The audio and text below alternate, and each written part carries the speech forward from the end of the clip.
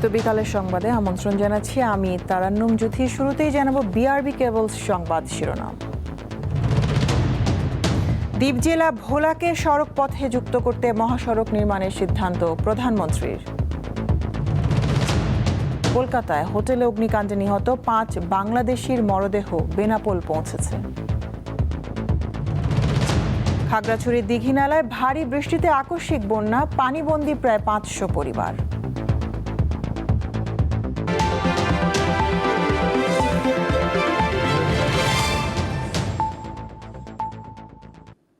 দ্বীপ জেলা ভোলাকে সড়ক পথে যুক্ত করতে মহাসড়ক নির্মাণের সিদ্ধান্ত দিয়েছেন প্রধানমন্ত্রী তারেক রহমান। আজ তেজগাঁওয়ে প্রধানমন্ত্রীর কার্যালয়ে উচ্চ পর্যায়ের সভায় এই সিদ্ধান্ত দিয়েছেন তিনি। বৈঠকে ভোলার সঙ্গে ঢাকা ও বরিশালে সড়ক যোগাযোগ স্থাপনে 3টি প্রস্তাব উপস্থাপন করা হয়। এর মধ্যে সড়ক ও জনপথ অধিদপ্তরের প্রস্তাবিত রহমতপুর, হিজলা, মেহেন্দিগঞ্জ, ভোলা রুটটি সবচেয়ে সাশ্রয়ী ও কার্যকর বিবেচনা করে অনুমোদন দেওয়া হয়।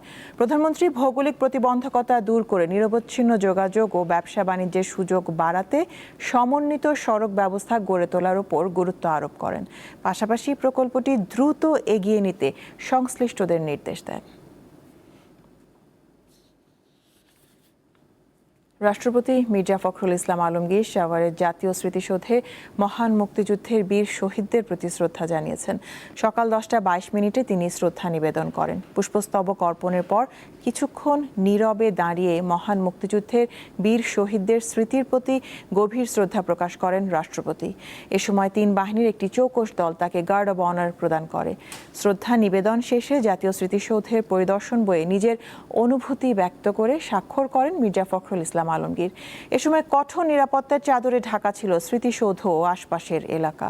20 আগস্ট সংসদ সদস্যদের ভোটে দেশের 23তম রাষ্ট্রপতি নির্বাচিত হন বিএনপির সাবেক মহাসচিব মির্জা ফখরুল ইসলাম আলমগীর। 21 আগস্ট সন্ধ্যায় বঙ্গভবনে শপথ নেন তিনি।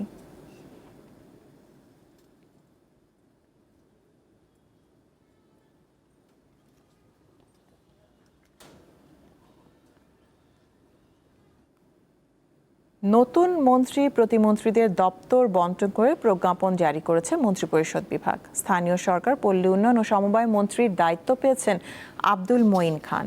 বেসামরিক বিমান পরিবহন ও পর্যটন প্রতিমন্ত্রী রশিদুজ্জামান মিল্লাত পদোন্নতি পেয়ে একই মন্ত্রণালয়ের মন্ত্রী হয়েছেন। আর বেসামরিক বিমান পরিবহন ও পর্যটন মন্ত্রী আফরোজা খানমকে খাদ্যমন্ত্রী করা হয়েছে। সাচিং প্রো জেরি পার্বত্য চট্টগ্রাম বিষয়ক মন্ত্রী এবং আন্দালিব রহমান পার্থকে তথ্য ও সম্প্রচার মন্ত্রীর দায়িত্ব দেওয়া হয়েছে। আর মোহাম্মদ শামীম কায়সার ধর্ম মন্ত্রণালয়ের প্রতিমন্ত্রী ও হুমায়ুন কবির পররাষ্ট্র প্রতিমন্ত্রীর দায়িত্ব পেয়েছেন।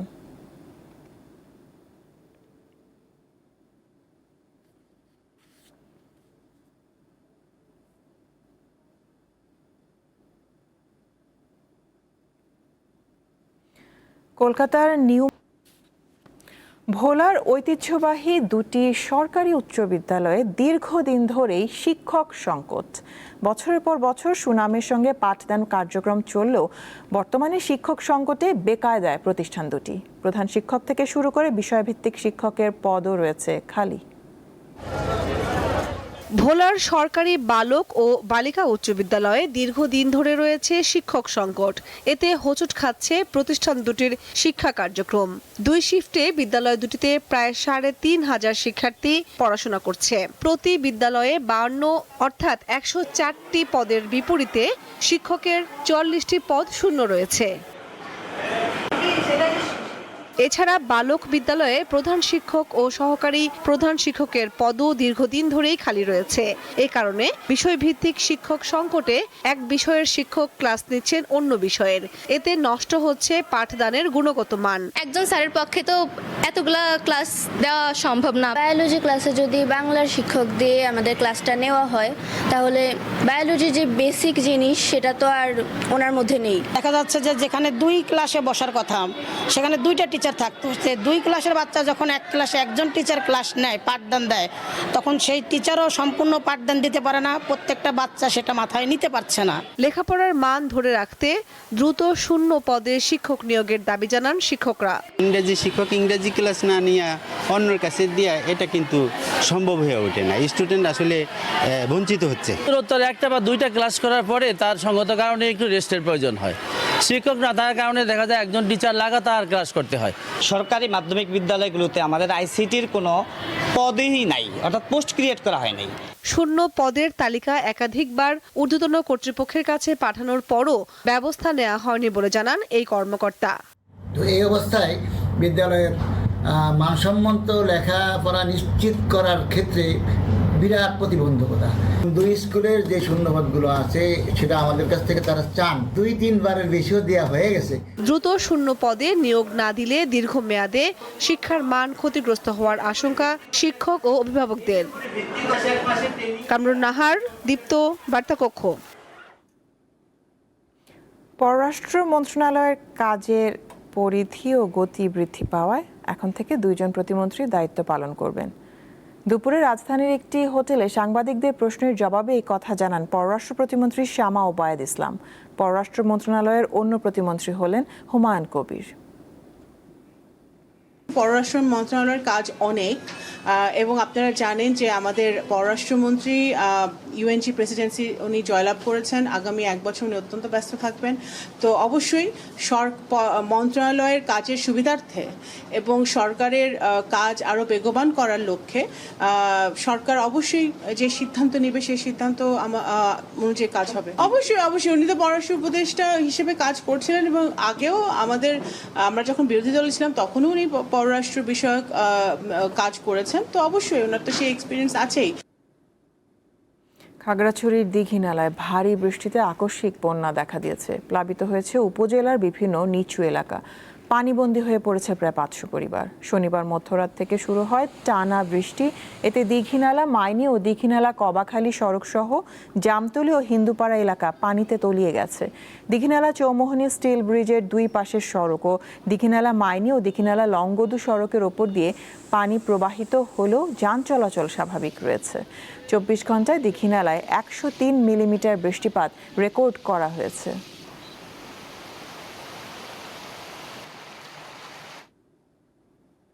স্বামীর মৃত্যুর পর দীর্ঘ 15 বছর জরাজীর্ণ একটি পরিত্যক্ত ঘরে বন্দি জীবন কাটাচ্ছেন সালেহা বেগম নামে এক নারী।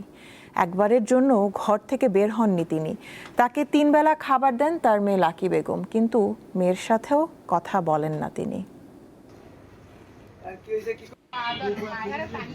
আবুল কালামের মারা যাওয়ার পর দীর্ঘ 15 বছর যাবৎ এ জরাজীর্ণ ঘরটিতে বসবাস করছেন তার স্ত্রী সালেহা বেগম। এই 15 বছরে একবারের জন্য ঘর থেকে বের হননি তিনি। কারোর সঙ্গে বলেননি একটি কথা। মাখন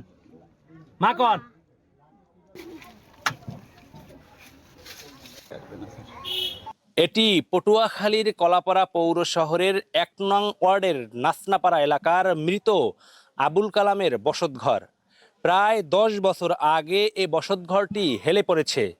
এই বসতঘরটির চারপাশে নর্দমার দুর্গন্ধযুক্ত পানি রয়েছে। এই যে আবুল কালাম নামে একজন এখানে থাকতে আমাদের প্রতিবেশী, উনি দীর্ঘ 15 বছর আগে মারা যান, এবং ওনার যে স্ত্রী এই পরিত্যক্ত গড্ডার ভিতরে থাকে, এবং পরিত্যক্ত গড্ডার ভিতরে এমনভাবে থাকে সেটা হচ্ছে একটা চৌকির উপরে শুধুমাত্র বসার জায়গা আছে, না উনি দাঁড়াতে পারে না লড়তে চলতে পারে। এই 15 বছরে এই ঘর থেকে উনি মলমূত্র ত্যাগ করার জন্য বের হয়েছে কিনা এলাকাবাসী তো দূরের কথা, তার মেয়েও দেখে না।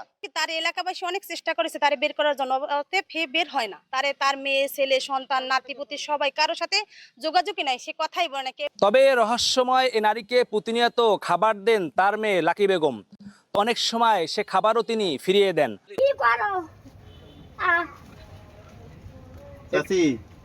জরাজীর্ণ এ ঘরটি ভেঙে পড়ে যে কোনো সময় ঘটতে পারে এ নারীর প্রাণহানি। এছাড়া লাকি বেগমও চর্মসহ নানা রোগে আক্রান্ত। এ নারীকে স্বাভাবিক জীবনে ফিরিয়ে আনতে সরকারি সহায়তার দাবি জানিয়েছেন তিনি। আমি মেয়ে, কথা বলে না, আমার সাথে দেখাও করে না, আর কেউ সাথে কথা বলে না, দিলে খায় না দিলে খায় না। এই পরিবারটিকে সকল ধরনের সহযোগিতার আশ্বাস দিয়েছেন সমাজসেবা কর্মকর্তা। আমরা সমাজসেবা থেকে তাকে অবশ্যই ভাতার আওতায় আনবো এবং বয়স্ক অথবা বিধবা ভাতার আওতায় আনবো। উপজেলা প্রশাসনের সাথে তার ঘরের ব্যাপারে আমরা কথা বলবো এবং তাকে এখান থেকে উদ্ধার করে সুবিধামতো জায়গায় নেওয়া যায় কিনা এ ব্যাপারে আমরা সিদ্ধান্ত নিব। সালেহা বেগমকে স্বাভাবিক জীবনে ফিরিয়ে আনার পাশাপাশি তার পরিবারকে সকল ধরনের সহযোগিতা করবে সরকার। পটুয়াখালী থেকে মোহাম্মদ ইমরান, দীপ্ত সংবাদ। KY স্টিল, চট্টগ্রাম সংবাদ।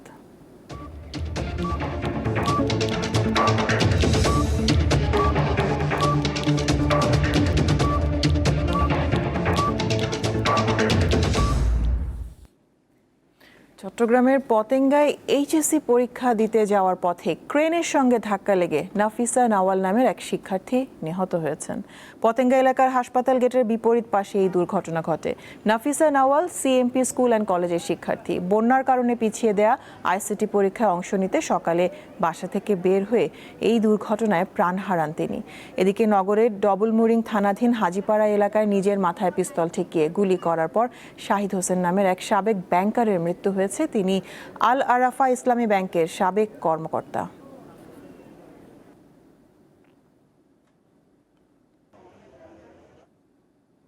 চিকিৎসকদের উপর অব্যাহত হামলার প্রতিবাদে চট্টগ্রামে মানববন্ধন করেছেন চট্টগ্রাম মেডিকেল কলেজের শিক্ষক ও চিকিৎসকরা।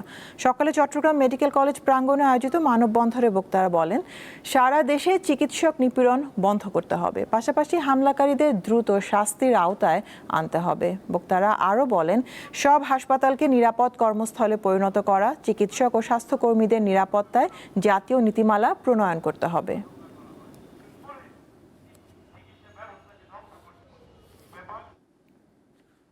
চট্টগ্রামের সীতাকুণ্ডে ফেরদৌস স্টিল শিপ রিসাইক্লিং ইন্ডাস্ট্রিতে বিষাক্ত গ্যাসে 10 শ্রমিকের মৃত্যুর ঘটনায় দ্রুত ক্ষতিপূরণ প্রদানের দাবি জানিয়েছে শ্রমিক কর্মচারী ঐক্য পরিষদ স্কপ।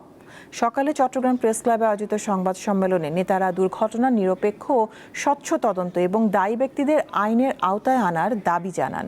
একই সঙ্গে ঘটনায় আহত শ্রমিকদের চিকিৎসা সহ পুনর্বাসনের দাবি জানান তারা। বলেন, এমন দুর্ঘটনা কোনোভাবেই মেনে নেওয়া যায় না।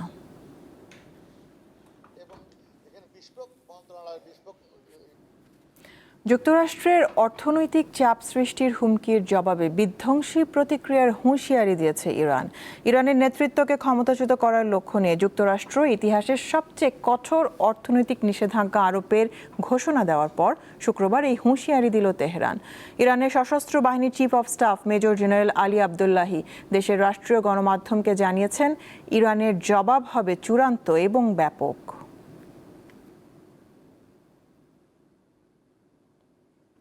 যুক্তরাষ্ট্রের সঙ্গে কয়েক মাস ধরে চলমান যুদ্ধের অবসান ঘটানোর আহ্বান জানিয়েছেন ইরানের প্রেসিডেন্ট মাসুদ পেজেশকিয়ান। তিনি বলেছেন, কূটনৈতিক আলোচনায় অচল অবস্থা থাকলেও শক্তিশালী অবস্থানে আছে তেহরান। শুক্রবার চিকিৎসকদের এক সমাবেশে পেজেশকিয়ান দাবি করেন, যুদ্ধে এখন পর্যন্ত ভালো অবস্থানে আছে তেহরান, তাই এখনই যুদ্ধের অবসান ঘটানো ভালো।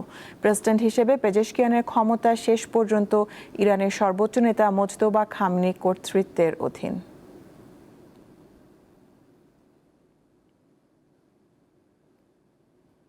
বাংলাদেশ সহ 75টি দেশের নাগরিকদের অভিবাসী ভিসা দেওয়া স্থগিত করে ট্রাম্প প্রশাসনের দেওয়া নীতিকে বেআইনি ঘোষণা করেছে যুক্তরাষ্ট্রের ম্যানহাটনের আদালত। পররাষ্ট্রমন্ত্রী মার্কো রুবিও এই সিদ্ধান্ত নেওয়ার ক্ষেত্রে নিজের আইনি ক্ষমতার মধ্যে ছিলেন না বলে রায়ে বলা হয়েছে।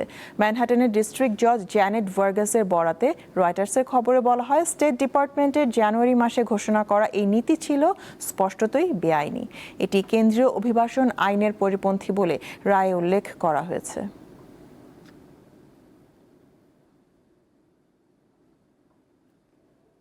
বেদনার নীলে বিষাক্ত হকির নীল টার্ফ। সুন্দর স্টেডিয়াম রয়েছে অথচ খেলা নেই বললেই চলে। সাবেক খেলোয়াড় থেকে শুরু করে মাঠকর্মী সকলের বক্তব্য একই, ক্ষমতা চেয়ার দখলের রীতি থেকে কেউই বেরিয়ে আসতে পারেনি, যে কারণে ক্রমেই পিছিয়ে পড়েছে দেশের হকি। স্থবির হয়ে পড়া এই খেলা নিয়ে ধারাবাহিক প্রতিবেদনের আজ প্রথম পর্ব। মওলানা ভাসানী জাতীয় হকি স্টেডিয়াম 1972 সালে প্রতিষ্ঠিত এই মাঠটি আশপাশের কোলাহলের মাঝেও বড্ড নিষ্প্রাণ, নেই নিয়মিত খেলা। মাঝে টানা 2 মৌসুমে হয়নি ঘরোয়া হকির সর্বোচ্চ লিগের খেলা। অথচ 80 দশকে দেশের ফুটবলের চেয়েও কম জনপ্রিয় ছিল না এই খেলাটি। দেশের ক্রীড়াঙ্গনের হকির ইতিহাস বেশ সমৃদ্ধ। মালেক চুন্নু, বশির, সোনামিয়া, ইউসুফ পেরিয়ে, সাদেক, কামাল, জিমি, চয়ন, এরপর মিমো, রোমান, রেজাউল্লাহ এসেও উত্থান ঘটাতে পারেননি খেলাটির। আমাদের যেটা প্রিমিয়ার ডিভিশন হকি লিগ বা ফার্স্ট ডিভিশন হকি লিগ সেগুলো আমরা করতে পারি না, এগুলো বিভিন্ন কারণ আছে বা বিভিন্ন অজুহাত দেখায়। আমাদের হকিটা সবসময় একটা সমন্বয়হীনতার অভাব অনুভব করেছি আমরা।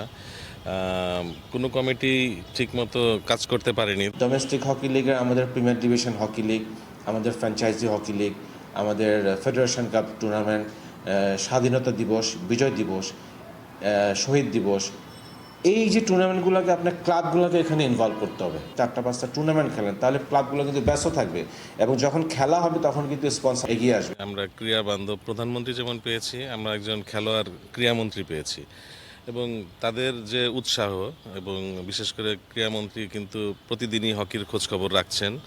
তো এবং আমরা যে টিম এবার এসেছি আপনার নতুন অ্যাডহক কমিটিতে, আমরা একটা টিম হয়ে কাজ করছি এবং এটাতে আমরা বেশি অনুপ্রাণিত হচ্ছি যে আমরা আগামীতে কাজ করতে পারবো। প্রতিষ্ঠার 1 বছর পর 1973 সালে আন্তর্জাতিক হকি ফেডারেশন ও 75-এ এশিয়ান হকি ফেডারেশনের পূর্ণ সদস্য পদ লাভ করে দেশের হকি। তখন থেকেই ফেডারেশনে গ্রাউন্ডস রক্ষণাবেক্ষণের দায়িত্বে কাজ করছেন বাবুল মিয়া। মাত্র 17 বছর বয়সে হকির সাথে জুটি বাঁধা মানুষটি পাড়ি দিয়েছেন 51 বছর।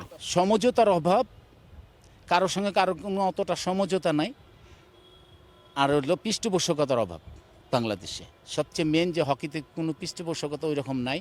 যা আপনার ছিল দেখেন, আমাদের বারি সাহেব থাকতে বা রহমত ভাই থাকতে আপনার মোটামুটি লিগ চলতো, আপনার আউট খেলাগুলো চলতো, কিন্তু এখন কিন্তু ওগুলো আস্তে আস্তে বিলুপ্তি হয়ে গেছে, চলতে পারতেছে না, চালাচ্ছে না, যার ফলে আমাদের খেলোয়াড়রা ওইরকম এখন সুযোগ সুবিধা পাচ্ছে না।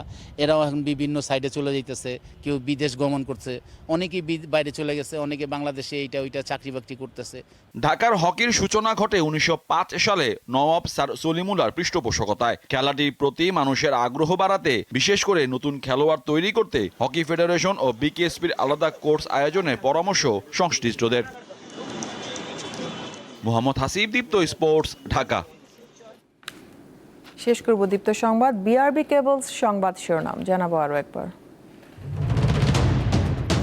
দ্বীপ জেলা ভোলাকে সড়ক পথে যুক্ত করতে মহাসড়ক নির্মাণের সিদ্ধান্ত প্রধানমন্ত্রীর। কলকাতায় হোটেলে অগ্নিকাণ্ডে নিহত 5 বাংলাদেশির মরদেহ বেনাপোল পৌঁছেছে। খাগড়াছড়ির দীঘিনালায় ভারী বৃষ্টিতে আকস্মিক বন্যা, পানিবন্দী প্রায় 500 পরিবার।